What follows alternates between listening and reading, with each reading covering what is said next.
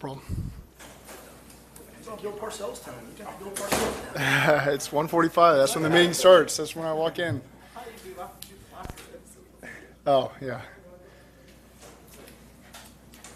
How did today go with this kind of being the first time you were able to get going at a faster pace than walkthrough? Sure. Day one for y'all, day two for us, But I thought today's tempo was good. Yesterday there was a lot of excitement. And so, some of the things we do, we put a lot of emphasis on our walkthroughs versus offense versus defense, 11 on 11, as you guys saw at the beginning of practice.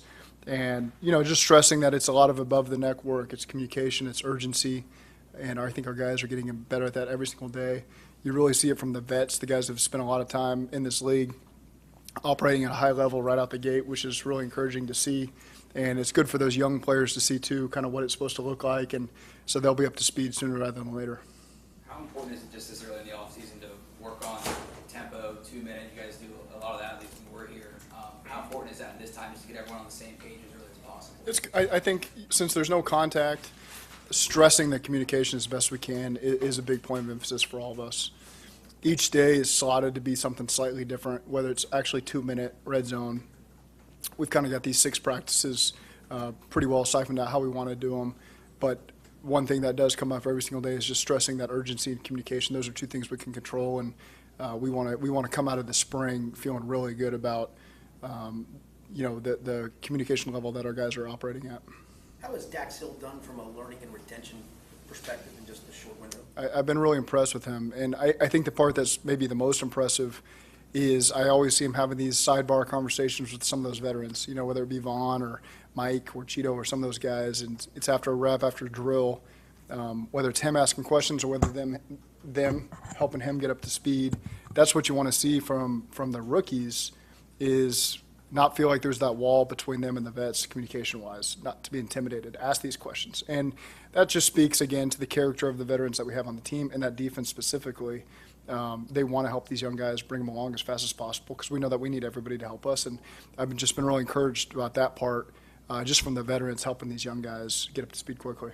When you drafted him, spent a lot of time talking about his versatility. At this point of the season, or at this point of the summer, how do you balance having him do one thing, safety versus a number of things, which you could be doing during the year? Yeah, maybe technique-wise, they don't get to spend a lot of time doing all the stuff. But they're in those meetings, they hear it all, they're forced to make those communications, because a lot of times as safety, you get put in those spots that the linebackers play and the nickels play. And so they get that work, in one way or another.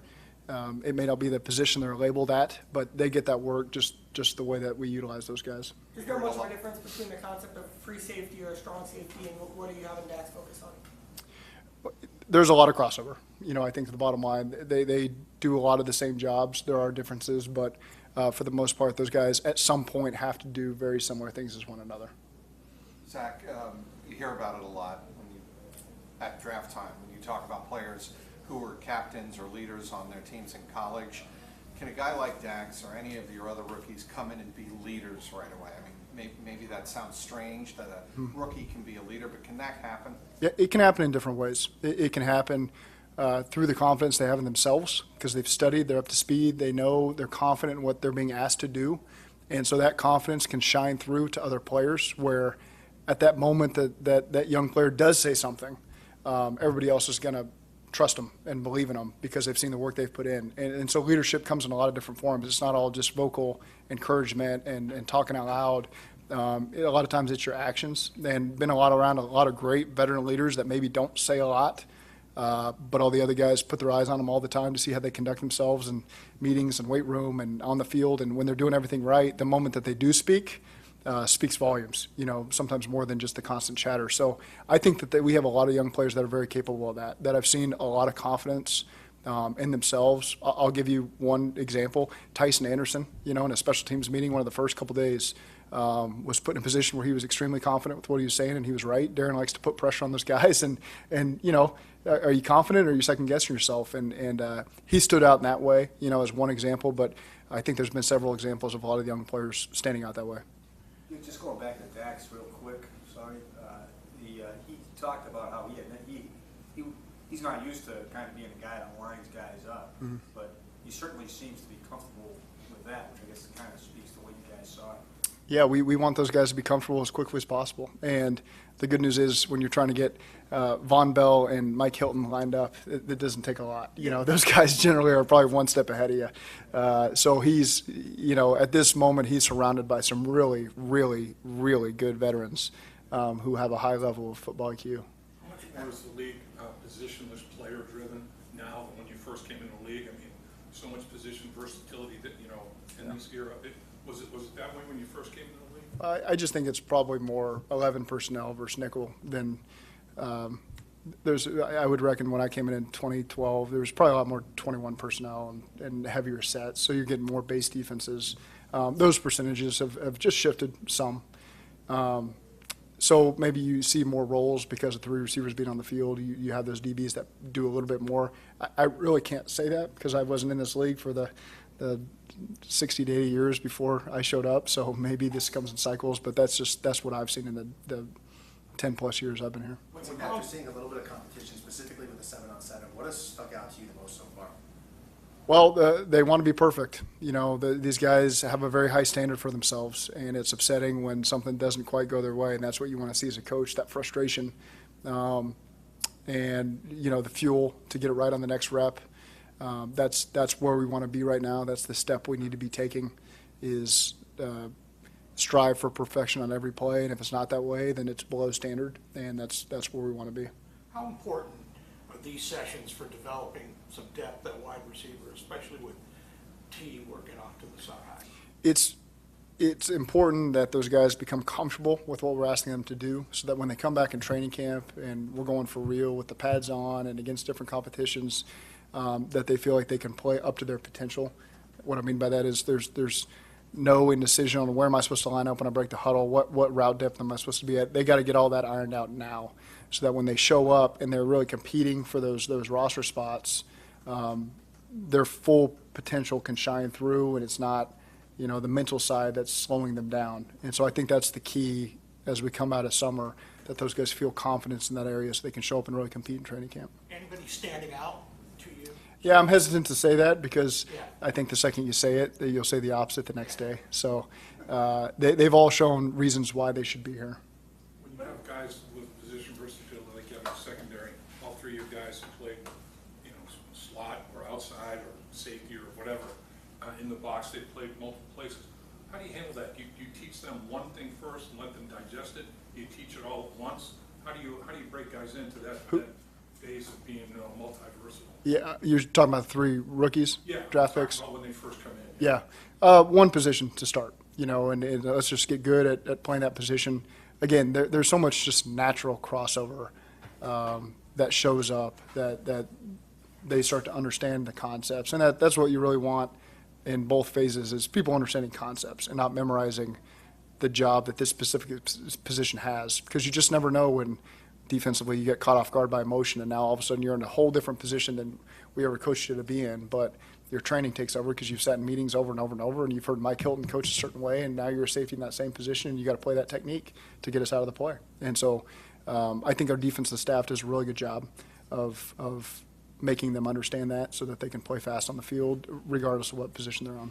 Yeah. Do you maybe tinker with scheme and stuff, maybe more so now than you do in training camp in terms of maybe stuff you thought about in the offseason, wrinkles that you want to install, and then you see what it looks like and see if you like it or not? Is this really the time of the year where you kind of start to experiment with it? I think there's a little bit of both there. There are some things you want to expose them to briefly now. So if you have to pull from that in training camp or in week 7 or 8, you know, you can refer back to things that we introduce them to now when there's less stress on the installs and the timing and things like that. And so there's plenty of things, you know, I think Brian today was on install 13, you know, as he got up in front of the skill guys. And so we're pretty far down the road there with some stuff that we don't major in, but it will come up over the course of the season, and we want those guys exposed to it before they show up for training camp. So once you get to training camp, you do scale it down. Let's figure out what we're going to be really good at with this group of people for this 2020 season and try to emphasize that more than anything else. Y'all been on the cutting edge with 11. I guess y'all have been running 11 more so before the rest of the league has started to do it. What's it been like as you guys have kind of on the forefront of that and trying to make sure that you're kind of staying on top of that? What's that process like in the offseason as you kind of ramp up for OTAs to see what you like and don't like? I think over the last 4 or 5 years, you see the defenses are I don't want to say more comfortable, but they're trying to get a step ahead on 11 personnel and all the motions that have taken place. And you certainly saw that a lot this year, where defenses were there and they were ready for it. So now it's time for the next evolution, on how to manipulate some of that stuff. But that's been football since forever, is kind of things going in waves like that. 13 installs out of how many? You can ask Brian, how many he wants to divvy up, whether it can get, there might just be one or two plays in a certain install, Right. but Do you get them all in before camp though, or you get them all in before? we get, for the most part, we get everything in, and whether we actually get to rep it on the field or not, again, you just want the guys exposed to it, particularly the new players, so they've heard it, and as they're reviewing their notes over June and July, they're not showing up in August and hearing it for the first time. They get a chance to learn it. So when it does come up that one or two reps during the season, they've already studied that at some point. Is Tyler Shelvin dealing with a forearm issue? Wrist, yep. Hurt here, or? It's been bothering him. So they just had a slight procedure. Might keep him out the next 2 weeks, but nothing major. Was that a wrap or a cast? Expect him for camp. Is that a wrap or a cast that he's got? He had it wrapped up today, yeah. What's impressed you most about LC, and just kind of a two-part question here, he just got finished talking to me about Frank Pollock's impact on him, and he said Yeah. that in Dallas he had 4 offensive line coaches, and that kind of played an impact on how his career went at the end of Dallas. How have you seen Frank and LC interact, and why do you think Frank is able to bring out so much good out of his players? Well, Frank is very demanding. The expectations are very clear. I think offensive linemen appreciate that. On the same time, when you do it right, man, there's no one more excited than Frank. And so I think the players just appreciate that. He's won a lot of championships as a player as well, been in a lot of stuff like that. So there's respect there as well that he's been through what he's asking them to go through. He's done it at a high level himself. Coached a lot of great players, been a part of a lot of great teams. And he knows his stuff, and players know when their coaches know their stuff, and Frank certainly fit to that mold. So they just got a lot of respect for those guys. They love playing for him. LC obviously liked playing for him in Dallas, and that was probably a big part of why he's here. Not so much, but he's got a lot of respect for Frank and wanted to keep playing for Frank, and that's awesome. We'll use whatever tool we got at our disposal to bring in great players. And he has been a pro every second he's been here. He's one of the first guys in that room, in the weight room, and him and those other guys, Alex and Ted, have really been good up there. Just watching what we ask our guys to do in these walkthroughs and how detailed we be. It can be, to some, can be boring and monotonous if they don't understand how to utilize that stuff to their advantage. And LC is a guy that we really highlighted today as a great example of just working technique in a walkthrough and trying to get better, trying to make Sam better. So it's been really great to have him in the building, and we're excited he's here. First time we've seen, I think, the field goal unit. Curious, Zach, what you look for when you're evaluating at OTA point, not training camp, but OTAs, from Cal and Drew as opposed to Mark and Kevin. Well, you're evaluating the same thing, the snap and the hold, and making sure the kicker's comfortable as well with that combination. And then you got a bunch of guys up front, too, that are doing those techniques for the first time with Darren, whether it's offensive linemen, tight ends, D linemen, everyone that's in the mix there. Danner does a good job holding them to a very high standard, so it's good to get them in the mix, get them live action. He's installed the stuff. We've done it in meetings, but now we get a chance to do it full speed. So that part's been good. We got rained out yesterday to do it, so this is our first day we actually got to do it. It's clear, Carmen's getting a lot of opportunity on the field. What do you like, what you've seen from him that's led to him getting now this opportunity in these snaps? He's had really good urgency. I think he's doing a good job taking it in from some of the vets around him, with Jonah and Ted.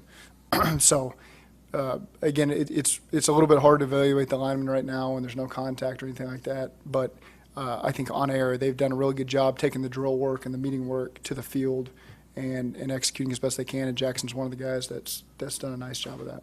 Coach, what did you see from Ted as far as being a leader, kind of in the kind of how you talked about LC? What's Ted brought to the table? Ted's going to be a coach someday. That's what I see from him. He's not only a really good football player who's won a lot of championships and knows what it takes, but he maintains a very high standard for himself and for others, and that's really exciting. See, it seems like those guys have transformed the culture of that room. One fell swoop, you changed the culture, you have to believe it in that room. I think there's been guys that have come and gone that have attributed that, also. I think Riley was awesome at that last year. We had a lot of young players, Xavier and Q were really good there, Trey. So there's been guys that did it, but you got a new group of guys now that are coming from somewhere else, and they've really hit the ground running that way of doing it how Frank wants it done and bringing those young guys along as well, and helping Jonah too. Jonah going into his 4th year now, and so it's been a really fun group to watch. What have you thought of Hayden Hurst so far? What do you see kind of bringing to the tight end group? As expected, he's tuned in, and he and James are joined at the hip there, and Drew, and so it's been fun to watch them operate and communicate, and him to learn our system. He's done a good job executing it, and he had a really, really great route today where he broke leverage and made a nice catch, and Joe was there on time to throw. So we're really excited about his potential with us. What's the challenge? Is there maybe a different challenge when you have a team coming off the Super Bowl, they know they can be good, and you're trying to maintain that level, sort of building that level as a coach? What's that challenge like in the offseason, and how do you go about that? Well, to not take things for granted just because we had a successful 2021 that everything's going to carry over. And so you don't have to spend time talking on things that you spent time talking the last 3 years, and last year specifically. So I think from a coaching side, that's starting over and making sure we're reteaching everything. There might be a term that we used over and over with Jamar or another young player that we take for granted that they knew, and maybe it was we never properly explained it. Now they get to hear it day one, taught again, like, oh, that's what I heard that 1,000 times last year. Now that's why we use that code word, And so there's a lot of things I think with young players that that pops up, and even the veterans, that's. Man, I didn't realize we've used that word over and over, and this is going to help me understand it better next time because now I understand the genesis of where it comes from. So those are the types of things that we really focus on now in the spring. Joe Burrow has told us that getting off to a fast start is one of his big priorities for this year, that the offense wasn't where it needed to be in, let's say, the first quarter of the season. Would you say overall as a team that's kind of your message? I've heard the word you use, urgency, quite a bit. Would you say maybe that's the difference between last year at this point and now? Hard for me to say. Last offseason was so different, because we really didn't get the full deal that we're getting even more so this year. So we've had more meeting time before we hit the field. So it's a little hard to compare. You do feel a team that's very confident in what we're asking them to do, and that's key. Also trying to keep it fresh with them to where they're learning new stuff and challenging. But I'm not there yet with focusing on how we're going to start the season. Joe obviously has his standards that he wants to follow. I do think in general, starting the season fast, starting games fast is critical for us, and it will be a big part of how we communicate going forward. Zach, with you guys not having a mandatory minicamp, this is typically the time where players that are going through contract negotiations, you get a sense of what's going on, if they show up or not. With Jesse, how have the conversations been like if you've been having those with him, and are you optimistic that by July 15th you guys will hopefully have an extension? I'm not going to make any predictions on those guys. It's all strictly voluntary right now. We laid out the offseason how we thought was best for this year, and so we're not having any mandatory minicamp. I think we're getting great work, and we've had tremendous participation from our guys, and so we'll just keep getting that work, and when the other guys join us, they join us, and we'll hit the ground running. You mentioned that this year, the offseason, the OTAs, you get more meeting time, much more work. Your year two players, the advancement of the year two guys from year one, it's been varying successes. Obviously, Jamar can't do much better than he did, but have you seen advancement in the second year from the first year for a lot of those guys? I think it's slowed down for them. They're probably the biggest group I talk about when hearing a term, again, for the second year. They have a chance to really digest it now because they've been through a full year of doing it. Now this is a slower time of year where we're not having to play a game, get ready for a game. So I feel like those are the guys that probably benefit the most from this second spring where things have slowed down. And again, their potential now gets to show through a little bit more because they're playing faster and with more confidence. Given what Jesse means to this team, captain, leadership, how do you not allow it to be a distraction that he isn't here, even though I know it is voluntary? Mm-hmm. How do you not let that happen, or how does the team not let that become a distraction? We love Jesse, and the business part is the business part, but we have to continue to move forward and get our work done, and I think the guys have handled that really well. Good. Great. Thanks, Zach. Thank you all. Thanks.